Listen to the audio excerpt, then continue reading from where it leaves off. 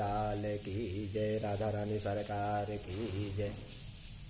समस्त ऋषि मुनि सूत जी से प्रश्न पूछने लगे, सूत जी महाराज, इस संसार में जो व्यक्ति धर्म से विमुख हो चुका है, जो धर्म का पालन नहीं करता, अधर्म के मार्ग पर चलता है, उनके उद्धार के लिए ऐसा कोई छोटा सा उपाय बतला दीजिए जो आपने सूर्य नारायण भगवान के मुखार बिंद से श्रवण किया हुआ है। जिस समय सूर्य नारायण भगवान अपने सारथी अनुरु को यह बतला रहे थे, वही आप हमको भी बतलाने की कृपा कीजिए कि ऐसा वह कौन सा सबसे छोटा उपाय है जिस उपाय को थोड़े से समय में कर लेने से मनुष्य जो है इस कलिकाल के पापों से जो है वह विमुक्त हो जाता है, उसको मोक्ष जो है प्राप्त हो जाता है। सो कृपया करके आप हमें बतलाने की कृपा कीजिए, हम आपके मुखार बिंद से श्रवण करना चाहते हैं। सूर्य नारायण भगवान ने कहा अपने सारथी अनुरु से कि हे अनुरु, हे देवर्षि, हे नारद मुनि, हे सनक आदि ऋषि मुनियों, आप श्रवण कीजिए। मेरी गति इस भ्रमर के चराचर उत्पन्न होती है, यह जगत मेरी ही गति से उत्पन्न होता है, इसी से बढ़ता है, इसी से इसका नाश होता है। ब्रह्मा विष्णु महेश ये सब एक समय मुझसे प्रार्थना इन्होंने की कि तुम्हारी गति का ज्ञान कैसे हो। मैंने सबसे यही कहा कि तुम जाओ, जा करके 4 युगों के पास चले जाओ, सतयुग, त्रेता, द्वापर और कलयुग। ये चारों युग जो है मेरी गति का प्रमाण तुम्हें बतलाएंगे, क्योंकि इनको मैंने ही उत्पन्न किया है, ये मेरे से ही उत्पन्न हुए हैं, इसलिए तुम जाओ, जा करके इनसे अपनी गति का प्रमाण पूछो। तब यह समस्त देवता सूर्य नारायण भगवान की ऐसी वाणी का श्रवण करते हुए जब इन युगों की ओर जाने लगे, तब सूर्य नारायण भगवान ने कहा कि हे देवताओं, इसमें जो सबसे पहले जो सतयुग है, यह सतयुग जो है हाथ में ज्ञान मुद्रा को धारण किए हुए और ध्यान में नेत्र बंद किए हुए हैं। और दूसरा जो त्रेता युग है, यह रजोगुणी उत्पन्न हुआ है, इसने दंड और पुस्तक को धारण किया हुआ है, यह बड़ा दानी है, जाति को अलग अलग करने वाला है। तीसरा जो द्वापर युग है, तमोगुणी है, इसने जो है पशु को हाथ में धारण किया हुआ है, इस तरह से इसकी उत्पत्ति हुई है। और चौथा जो कलयुग है, यह मदिरा पान से उत्पन्न दोनों हाथों में अशुद्ध वस्त्र को धारण किए हुए कंधों पर स्त्री को इसने धारण किया हुआ है। इस तरह से जो है इसकी उत्पत्ति हुई है। सूर्य नारायण भगवान बोले कि हे देवताओं, इन्हीं चारों से मेरी गति का तुम कारण पूछ लो, यही तुम्हें मेरी गति का कारण बतलाएंगे। मैं सबकी उत्पत्ति पालन नाश के लिए इस पृथ्वी पर भ्रमण करता हूँ।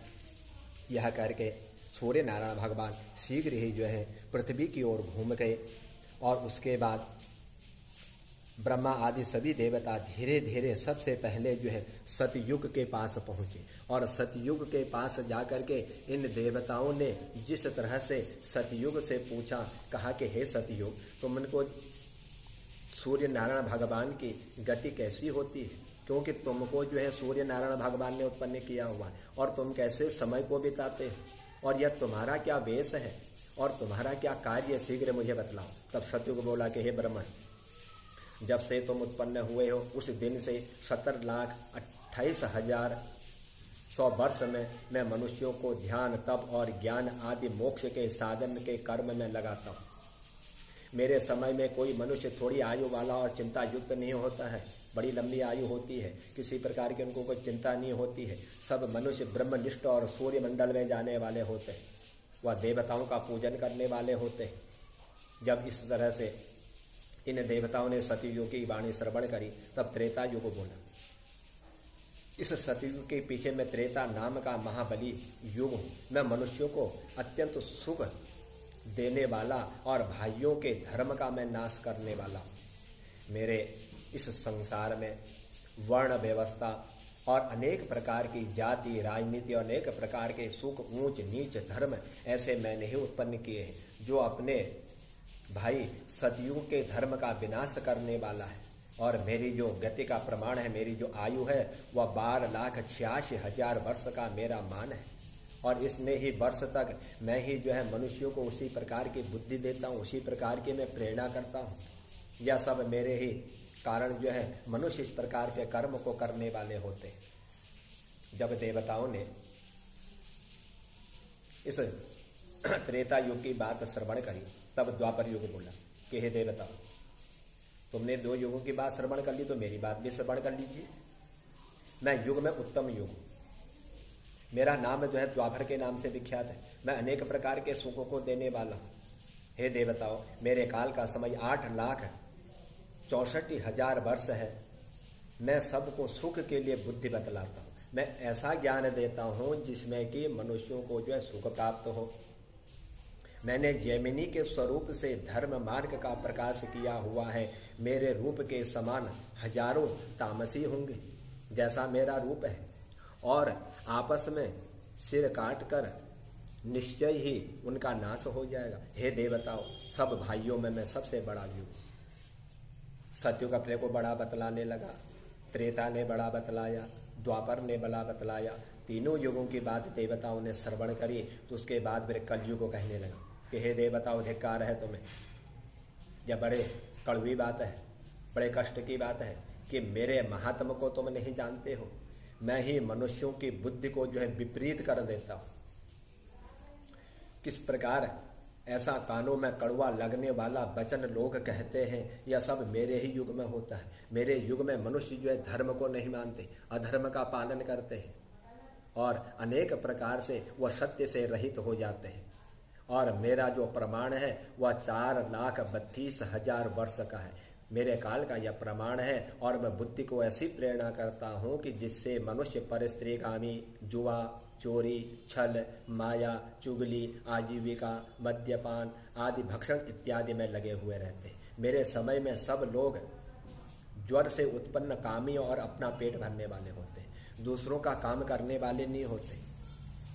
इनकी बुद्धि ऐसी हो जाती है कि धर्म के मार्ग से यह विपरीत हो जाते, धर्म का अनुचरण नहीं करते, देवताओं की पूजा तक नहीं करते, करते भी है तो उसमें मन नहीं लगाते।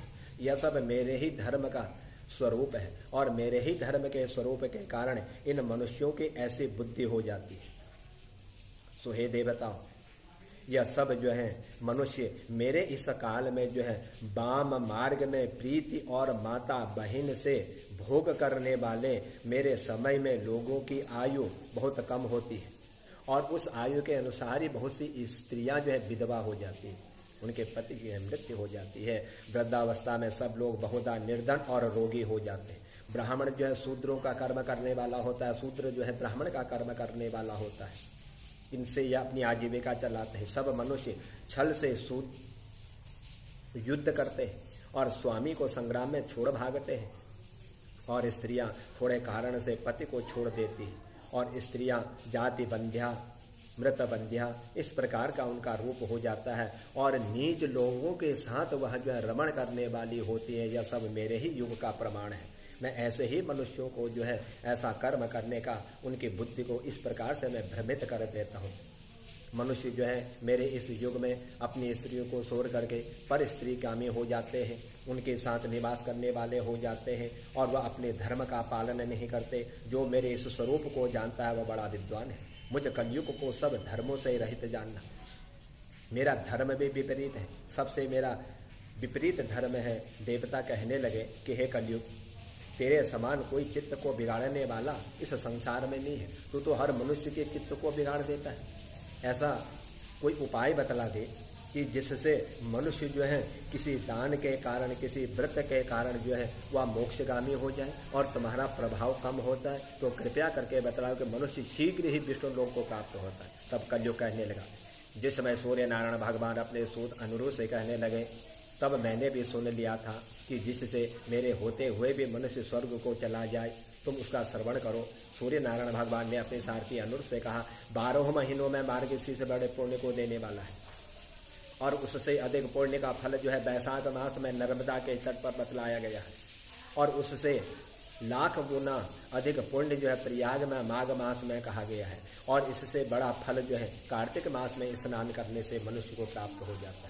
जिसने कार्तिक मास में भगवान की पूजा कर ली, ब्रह्म मुहूर्त में, जब रात्रि का चौथा प्रहर शेष रहता है, ब्रह्म मुहूर्त में, उस ब्रह्म मुहूर्त में यदि कार्तिक मास में कोई मनुष्य स्नान कर लेता है तो उस स्नान का पुण्य फल जो है उसको प्राप्त हो जाता है, और वह जो है मोक्ष का साधन बन जाता है। मेरे कलयुग का प्रभाव भी जो है उससे कम हो जाता है। जो राधा दामोदर की कार्तिक में पूजा करते हैं, उनको भोग लगाते हैं, उनका चिंतन करते हैं, उनका स्मरण करते हैं, उस मनुष्यों के साथ मेरा जो कली का प्रभाव है वह कली का प्रभाव जो है अत्यंत ही समाप्त हो जाता है, और उसको जो है उस व्यक्ति को इस कलि के प्रभाव से फिर जो दूषित नहीं होना पड़ता, और वही व्यक्ति जो है मोक्ष को प्राप्त करने वाला होता है। क्योंकि ब्रह्मा जी ने सब वेदों को एक साथ रख करके कार्तिक को एक तराजू पर रखा, तो उसमें सबसे भारी कार्तिक ही आया। इसीलिए ब्रह्मा जी ने भी इस कार्तिक की बहुत बड़ी उपमा बतलाई है, जिसको देवता लोग कहने में भी असमर्थ होते। इसके पुण्य के फल को देवता लोग में नहीं बतला सकते। उस भगवान को संतुष्ट करने से, राधा दामोदर की पूजा करने से मनुष्य जो उत्तम गति की प्राप्त कर लेता है और वह बैकुंठवासी हो जाता है। और कहते हैं कि कार्तिक के महीने में यदि कोई किसी कारणवश वह स्नान नहीं कर सकता है, और यदि उसने दूसरे को धन भी दे दिया और उसे स्नान करवा लिया, तो उसे स्नान का फल भी उसको प्राप्त हो जाता है। और स्नान किए हुए व्यक्ति के हाथ का यदि कोई कार्तिक के मास में स्पर्श कर लेता है, तो उस कार्तिक मास में उसके स्पर्श करने से भी उसको जो है कार्तिक मास के स्नान का फल जो है प्राप्त हो जाता है। सो हे ऋषि मुनियों, हे देवताओं, यह कार्तिक मास में भगवान के निमित्त किया हुआ जो भी कर्म है वह सब कर्म जो है मनुष्य को मोक्ष प्रदान करने वाला है, वैकुंठ धाम प्रदान करने वाला है, और अनेक प्रकार के पापों का नाश करने वाला यह कार्तिक मास है। जिस कार्तिक मास में मनुष्य धर्म के द्वारा, दान के द्वारा मोक्ष की प्राप्ति का साधन जो है सुलभ कर लेते हैं। इससे बड़ा कोई पुण्य नहीं है जिन्होंने कार्तिक मास में राधा दामोदर की तुलसी की मंजरी से पूजा कर ली। उन मनुष्यों के जन्म जन्मांतर के पाप जो है नष्ट हो जाते हैं और वह वैकुंठवासी हो जाता है। भगवान के चरणों में इस शरीर को त्याग करके पहुंच जाता है। उस व्यक्ति को कभी भी यम के मार्ग में नहीं जाना पड़ता, और जितने भी नरक हैं इन नरकों का दुख उसको नहीं भोगना पड़ता। वह सुखमय जीवन व्यतीत करता हुआ शरीर को त्याग करके भगवान के वैकुंठ धाम में शीघ्र ही पहुंच जाता है। जन्म और मृत्यु के बंधन से भी उस व्यक्ति को जो है मुक्ति प्राप्त हो जाती है। और कार्तिक मास में आंवले के नीचे अपने पितरों का श्राद्ध और भोजन करने से भी जो है बड़ा पुण्य फल प्राप्त होता है।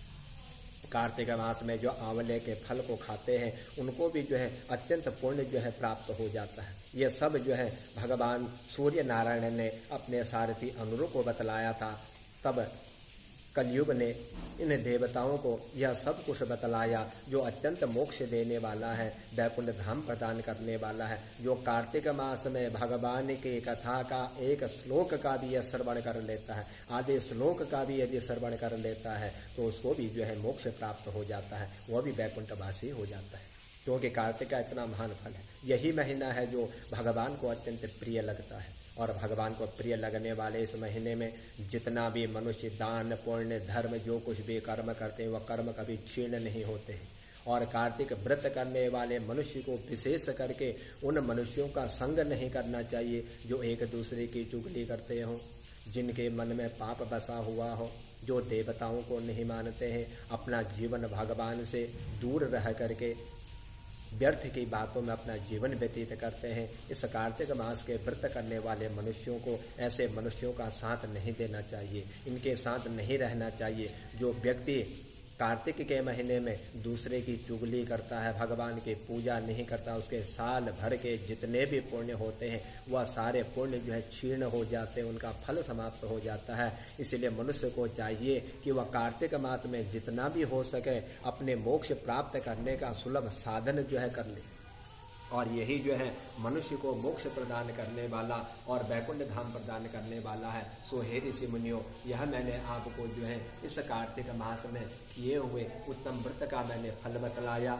जो मनुष्य को मोक्ष प्रदान करने वाला और वैकुंठ धाम प्रदान करने वाला है। इस कार्तिक मास में किया हुआ जितना भी कर्म होता है यह सब मनुष्य को जो है मोक्ष प्रदान करने वाला होता है। बोले बांके बिहारी लाल की जय, बोल राधा रानी सरकार की जय, बोल सांची दरबार की जय।